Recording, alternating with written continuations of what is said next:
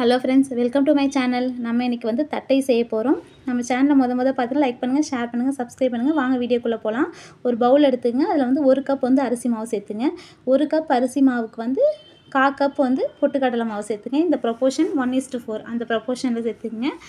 பொட்டுக்கடலை வந்து நான் தனியாக அரைச்சிக்கிட்டேன் மிக்சியில்.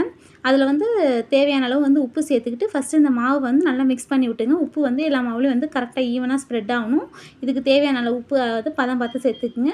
நெக்ஸ்ட்டு கடலைப்பருப்பை வந்து ஒரு 1/2 அன் ஹவர் முன்னாடி ஒரு தண்ணியில் ஊற வச்சுருங்க. 2 ஸ்பூன் கடலைப்பருப்பு அதையும் சேர்த்துக்குங்க. இதில் வந்து காரத்துக்காக வந்து நான் ரெட் சில்லி ஃப்ளேக்ஸ் சேர்க்காமல் வீட்டிலே வந்து ரெடி பண்ணிக்கிட்டேன். 5 வந்து வரமிளகாவை இதுமாரி ஃபைனாக கோர்ஸ் பண்ணிங்க. வாசனைக்காக 4 பல் பூண்டும் கொஞ்சோண்டு பெருங்காயத்தூளும் சேர்த்து ஒரு அடி அடிச்சிங்க. பல்ஸ் மோடில் அடிச்சுக்கிட்டு அதையும் வந்து இதில் சேர்த்துக்குங்க. இந்த கலவையில் சேர்த்துக்கிட்டு மிளகு வந்து ஒரு ஸ்பூன் மிளகு வந்து 1 2ஆக இடிச்சிங்க. அதையும் சேர்த்துக்கிட்டு நல்லா வந்து மாவில் கிளறி விடுங்க. எல்லா மாவுலையும் ஈவனாக வந்து ஸ்ப்ரெட் ஆகிற அளவுக்கு கிளறி விட்டுட்டு 2 ஸ்பூன் கீயை வந்து உருக்கி அதையும் சேர்த்துக்குங்க. அப்போ தான் வந்து நமக்கு நல்லா சாஃப்டாகவும் இருக்கும், நல்லா பொறன்னு இருக்கும்.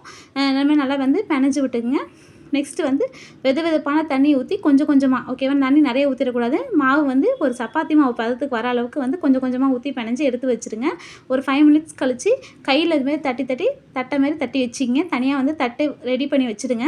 அதுக்கப்புறம் வந்து ஒரு வானிலையை சூடுபடுத்துங்க. இது மாதிரி எடுத்து வச்சுட்டு ஒரு வானிலை வந்து எண்ணெய் ஊற்றி தனியாக சூடு பண்ணிக்கிட்டுருங்க. சூடு பண்ணுற நேரத்துக்குள்ளே நம்ம தட்டி எடுத்துடலாம். சூடு பண்ணதுக்கப்புறம் எண்ணெய் காஞ்சதுக்கப்புறம் இது வந்து ஒன்று ஒன்றா போட்டு நல்லா பொரிச்சு எடுங்க.